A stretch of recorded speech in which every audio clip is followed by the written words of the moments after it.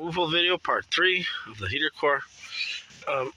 As you can see, that side, I just didn't do anything at all on that side.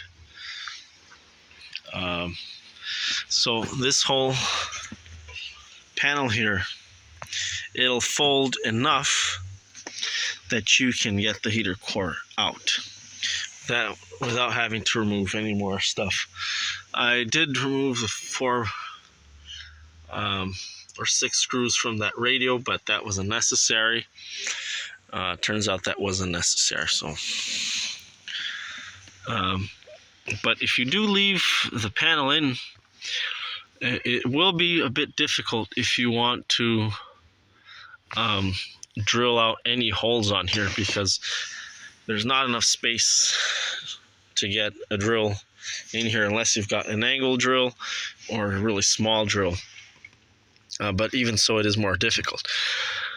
But in our case here, we're just going to, I cut the piece of steel that went from here to there, and I cut the piece of steel that went from here to there, and this is still pretty firm. Not as firm as before, but firm enough. By the way, even though there was a hole on the piece of steel that went from here to there, the one at an angle, it doesn't actually, or it didn't actually bolt onto here. The only screws are the ones here at the bottom. There's no screws along here, so it's not like it's gonna make a difference. So this is how we're gonna leave it. This car is just to get by. The customer's fine with us just leaving this as is. It'll get covered up, you won't see it. You lose a little bit of strength, but it's just fine. And it's a lot simpler and a lot cheaper than having to remove the whole thing and the whole panel, or even to just try to, drill holes on this and then, cut out a new piece with bolts. And it's probably another 2 hours worth of work that we saved. But if you want to, you could possibly weld that back together. You could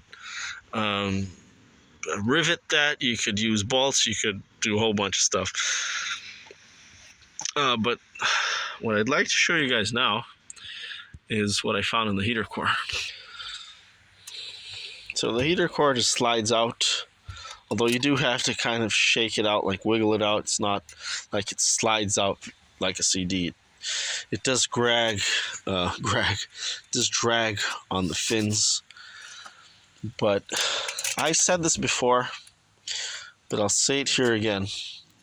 Plastic is the biggest disgrace on the universe, and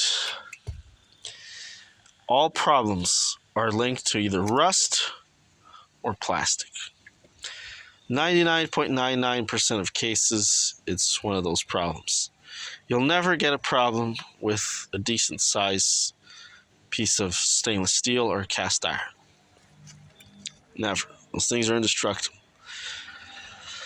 So I should rephrase. I should say 100%. I mean, 100% you're safe with stainless steel or cast iron or cast stainless. That's even better. So if you look over here, that's where the heater core was leaking from. Come on, zoom in, you piece of junk. And this car is from 2005. Right now we're in 2022, so it lasts a little bit over 20 years. I didn't hit this. This is what caused the repair. And as you can see, if you don't want to have any headaches, don't buy plastic radiators or plastic heater cores. That's what you get.